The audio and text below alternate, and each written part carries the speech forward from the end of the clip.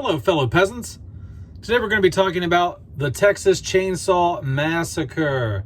This is the steelbook that I got a year or so ago. Very nice, very nice. Here's the back. It's pretty cool. A little sunset with a house sitting on what looks like a chainsaw blade. Nice little artistic touch there.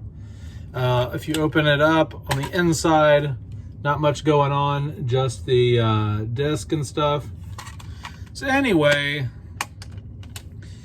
everyone pretty much knows about the Texas Chainsaw Massacre. Basically what happens is these kids get lost. They get stranded out in Texas and bumfuck nowhere. And this maniac with a chainsaw who likes to cut people up and wear their skin and make ornaments and furniture out of their skins and stuff. He's hanging out in this house that they stumble upon out there. And so basically the movie is about an hour and a half of these teenagers or people in their early 20s running from this guy who's trying to kill them with this chainsaw. It's brutal. It's old school horror. It's grindhouse. It's just very gritty. Interesting thing about this film is, even though it's called Texas Chainsaw Massacre, and the film is still very creepy, shows a lot of skeletons, skulls, there's him winging a chainsaw at people. The film barely shows a drop of blood the whole time. It's hard to explain, but the film still, when you're done watching it, you're like, holy crap, what did I watch? That felt so violent. But, you know, you would think a movie called Texas Chainsaw Massacre, the chainsaw be having blood squirting everywhere and whatnot, but there's not really a one drop of blood pretty much in this whole movie. I don't know if they could have got away with releasing this in theaters back in the 70s with how intense it is without the blood. If there was blood spray in this, this probably would have got an X rating and probably would have never seen the light of day in most movie theaters back in the day. But yeah, this is a great film. I love the original, but I think I prefer the 2003 remake with Jessica Biel. That might be considered a sin to like the remake more than this. But this one does have something special. You know, it has that 70s flair, that cinematography, the grittiness, just the throwback horror aspect to it. But the remake was great in the sense that it took what this did and it amped it up. It took it to like level 5 and made it good for modern audiences. This film today, by and large, probably would not scare a whole lot of people just because how much violence is missing in terms of the gore and stuff like that. People, when they think of a movie where a killer has a chainsaw, they're going to be expecting blood and guts and stuff like that. And this just doesn't have that. But it's still really well done. It's an excellent horror film.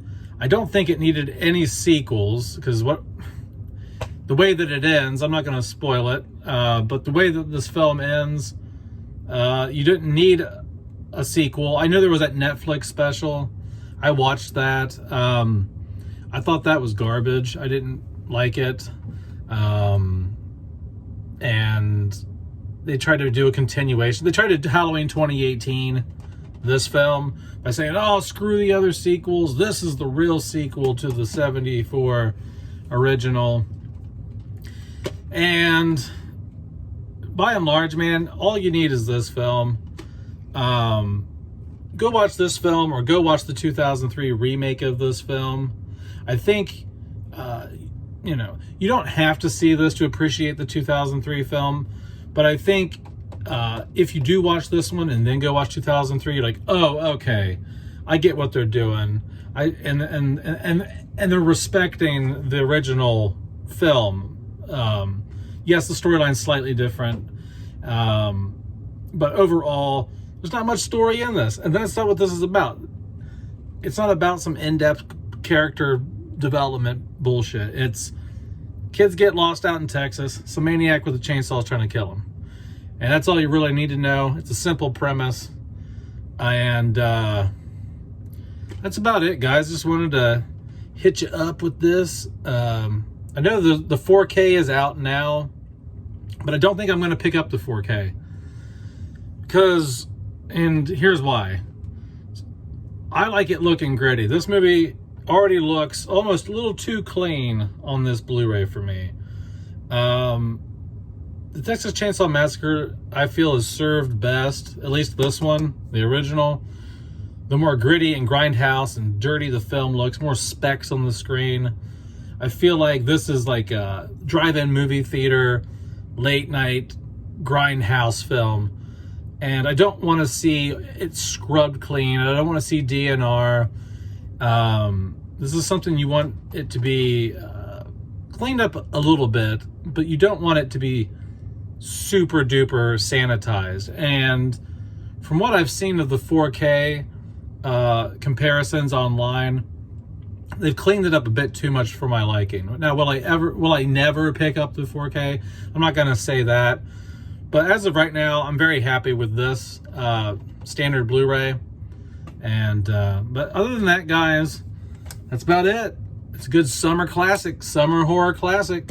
Go check her out if you haven't seen her, and if you have seen it, check it out again. All right, guys, peace out. Bye-bye.